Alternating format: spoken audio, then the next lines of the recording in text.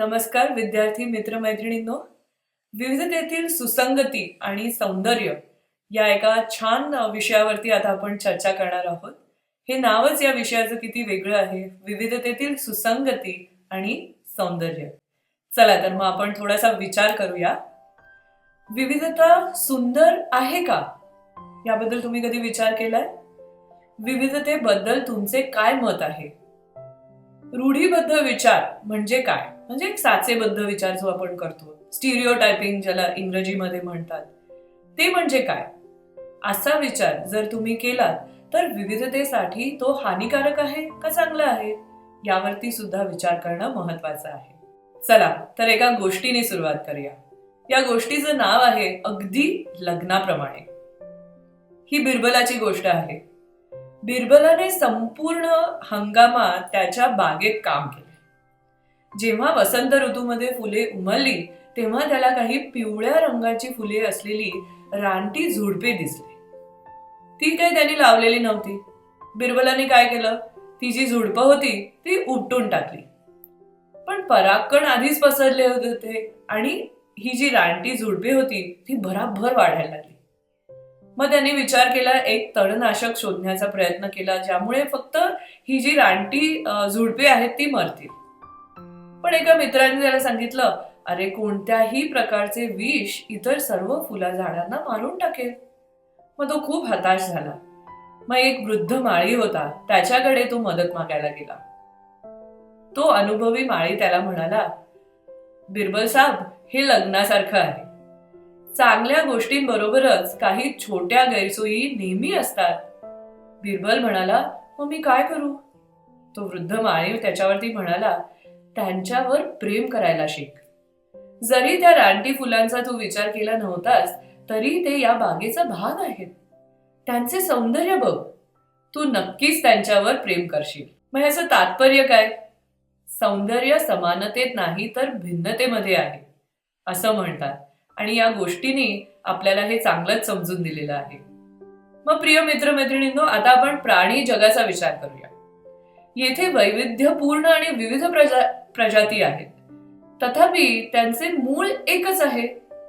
दिसणारे सर्व फरक बाह्य स्वरूप आणि रंगाचे आहेत, बरोबर आहे की नाही?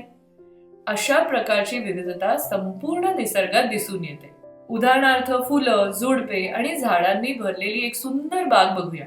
प्रत्येक फुलाचे वेगळे आकर्षक विलक्षण सौंदर्य आहे. स्वतःचे मधुर सुगंध आणि सुंदर रंग आहे. झाडांचे सुद्धा तसेच आहे. ते आकारात, वाढीत, त्यांची पानांची विपुलता खूप वैविध्यपूर्ण आहे आणि सर्व झाडे वेगवेगळी फळे देतात. तरीही ही सर्व फुले, झुडपे आणि झाडे एकाच पृथ्वीवर उगवतात. एकच सूर्य उगवतो आणि त्याच ढगातून पाऊस पडतो. असेच मानवजाती बाबतीत सुद्धा आहे. मानवजात अनेक वंशांनी तयार झाली आहे आणि वेगवेगळ्या रंगाचे लोक आहेत, पांढरे, काळे, गव्हाळ, तपकिरी, परंतु ते सर्व एकाच निर्मात्याकडून आलेले आहेत.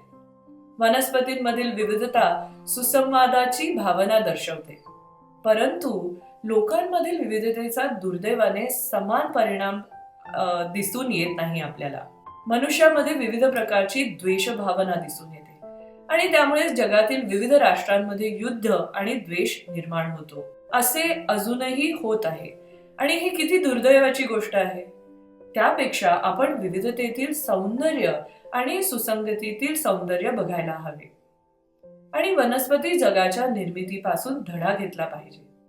जर तुम्ही अशी बाग पाहिली जिथे सर्व झाडे सारख्याच स्वरूपाची आहेत, रंगाची आहेत, सुगंधाची आहेत, तर ती तुम्हाला अजिबात सुंदर वाटणार नाही.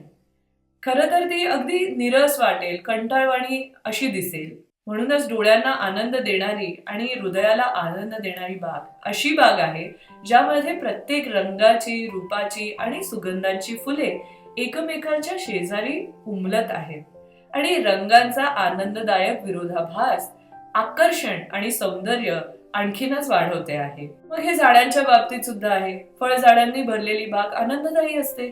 त्याचप्रमाणे अनेक प्रजातींच्या झुडपांची बाग सुद्धा आनंद देणारी असते. केवळ विविधता आणि वैविध्य हेच त्याचे आकर्षण आहे.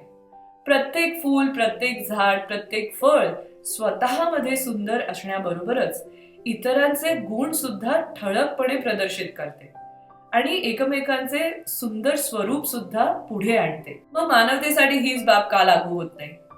मानवी कुटुंबातील विविधता प्रेम आणि सुसंवादाचे कारण असले पाहिजे. जसे संगीतातील अनेक भिन्न सूर एक परिपूर्ण संगीत तयार करण्यासाठी एकत्र येतात, एक सुंदर स्वर तयार होतो. जर तुम्हाला तुमच्यापेक्षा भिन्न वंश धर्म आणि रंगाचे लोक भेटले तर त्यांच्यावर अविश्वास ठेवू नका आणि स्वतःच्या परंपरागत कवचात शिरू नका. त्याऐवजी आनंदी राहा आणि त्यांना दयाळूपणा दाखवा. त्यांना मानवतेच्या सुंदर बागेत उगवलेली विविध रंगाचे गुलाब आहेत असं समजा आणि त्यांच्यामध्ये राहून तुमचा स्वतःचा आनंद सुद्धा साजरा करा. त्याचप्रमाणे ज्यांची मते तुमच्यापेक्षा भिन्न आहेत त्यांना भेटल्यावर त्यांच्यापासून तोंड फिरवू नका. सर्वजण सत्याचा शोध घेत आहेत आणि त्याकडे जाणारे जे रस्ते आहेत ते अनेक मार्ग असू शकतात. सत्याला जरी अनेक पैलू असतात तरी ते नेहमीच एकच असू शकतं. सत्य सदैव एकच असणार आहे. मतांमध्ये असलेला फरक किंवा विचारांच्या विविधतेमुळे स्वतःला इतरांपासून वेगळे होऊ देऊ नका किंवा तुमच्या अंतःकरणात वाद द्वेष आणि कलहाचे कारण होऊ देऊ नका. त्याऐवजी आपण आधी चर्चा केल्याप्रमाणे सत्याचा परिश्रमपूर्वक शोध घ्या आणि इतरांशी मैत्री करा. मैत्रीबद्दल आपण नंतर अधिक चर्चा करू. प्रत्येक वास्तू अनेक वेगवेगळ्या दगडांनी बनलेली असते, तरीही प्रत्येक दगडावर इमारत अवलंबून असते. एकही दगड विस्कळीत झाला तर संपूर्ण इमारतीचे नुकसान होईल. जर एकही त्रुटीपूर्ण आढळला तर ती संपूर्ण रचना अपूर्ण असेल. धन्यवाद.